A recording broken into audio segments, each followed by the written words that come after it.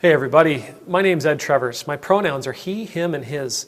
I'm an Anglican priest in the Diocese of Nova Scotia and Prince Edward Island, and I get to serve in the beautiful town of Shelburne, Nova Scotia, in the awesome parish of Church Shelburne that sits on the ancestral and on the unceded territory of the Mi'kmaq people. I give thanks for you all every day. I thank God especially for everything that you share with me and everything that you teach me in your comments and in your emails. Today's video is inspired by a tweet from Charlie Kirk. For those that don't know, Charlie Kirk is a Fox News personality. And he tweeted today, and I read it. The tweet was, "You cannot be pro-abortion and a Christian." And that was pretty much my morning. I mean, my brain just went boom, trying to wrap itself around those few little words and everything that they meant, because the way my brain works is that when it bites into something, it sort of continues pushing through it until it finds a place where it feels like it understands. And the first thing that popped into my brain was, who is pro-abortion? I've never heard that term before. I know what pro-choice is. Pro-choice, we believe that a woman has the right to choose. And should they choose to terminate a pregnancy, they have the right to safe, professional facilities to make that happen in the safest way. I've heard of anti-abortion.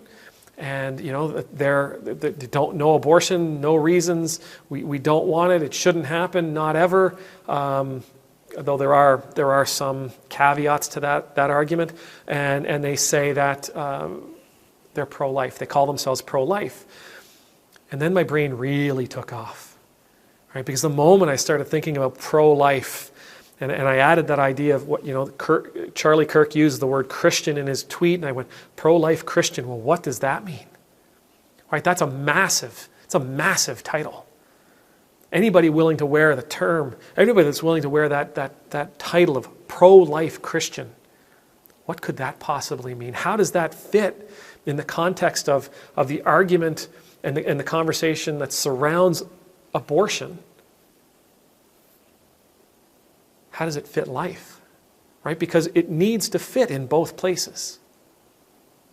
You can't fit in one place and not fit in the other. It doesn't work that way. It'd be like a form of cognitive dissonance. I believe we are pro-life in this, but not pro-life in that. Why not? You're for life. Therefore, what's good here is good there. Right? And you call yourself a Christian, so if you're a pro-life Christian, I believe, anybody that's seen my work in this channel, that Christians are called to be willing to sacrifice themselves to make this world a better place, to help the people and their communities have better lives. That Jesus tells us to love one another as He loved us. He loved us sacrificially. We see that in that great example of the cross. We, therefore, should be willing to sacrifice ourselves, to sacrifice our comfort, to give up what we feel we may need, to go without for the sake of the people around us. That's what we're called to do as Christians. So a pro-life Christian, you get why I think that's such a big term, right? And we want to make sure that what it means in the context of abortion, it means outside of that context as well. The values must be maintained, or else we'll see hypocrisy. Now, I'm not talking about trying and failing. I'm talking about literally choosing, I am pro-life here, but I am not pro-life there. So then I went back. What does a person who is pro-life in the context of abortion, in the context of that discussion, what do they believe? Well, a person who is pro-life believes that they need to protect the lives of the unborn, because every life is precious, every life is sacred, and life begins at the moment of conception. I think that's a fair description of what it means to be pro-life. If I'm wrong, let me know. So if we take pro-life from the context of the discussion surrounding abortion and we apply it to the rest, so that we apply it to the rest of life, to the rest of our experience, what then does it mean? Well, it means if I'm pro-life in regards to the life of the unborn, I must be pro-life to the life of the mother. If that's the case, I'm willing to sacrifice myself so that her pregnancy is healthy and wonderful and safe. I'm willing to sacrifice myself to make sure that she has access to the health care she's going to need to have that child in a safe, loving environment. I'm going to sacrifice myself to make sure that she has a place where she can raise that child in a safe and loving environment. I'm going to make sure that as that child grows up, that child has access to food, to health care, to education. I'm going to be willing to sacrifice myself to help that family pay its bills. I'm going to be willing to sacrifice myself to put groceries on their table.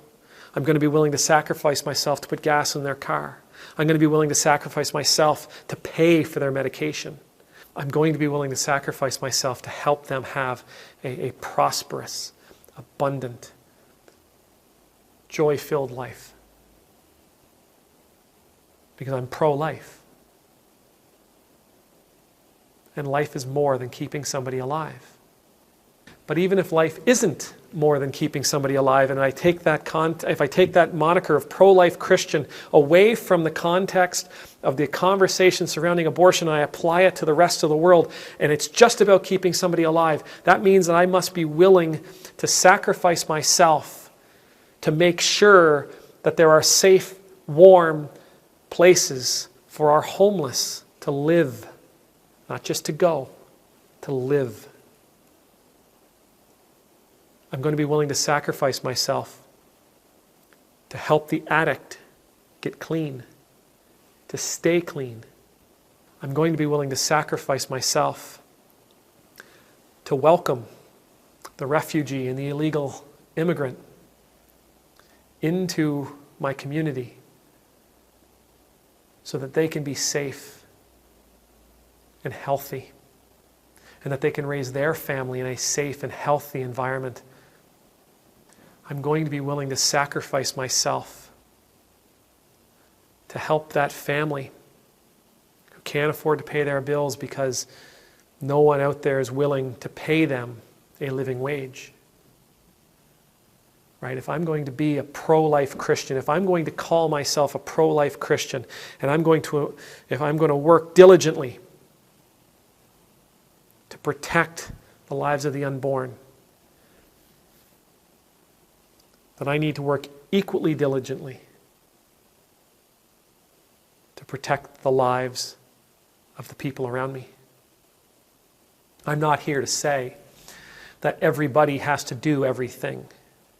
And that's never my point is never that you need to do more. You need to be able to do it all.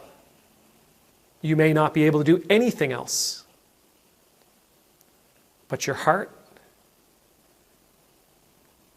needs to be willing to see that stuff happen. Your vote needs to be for those people that will make that stuff happen. Your compassion needs to be for those people in those positions. That's a big label. A pro-life Christian is a big label.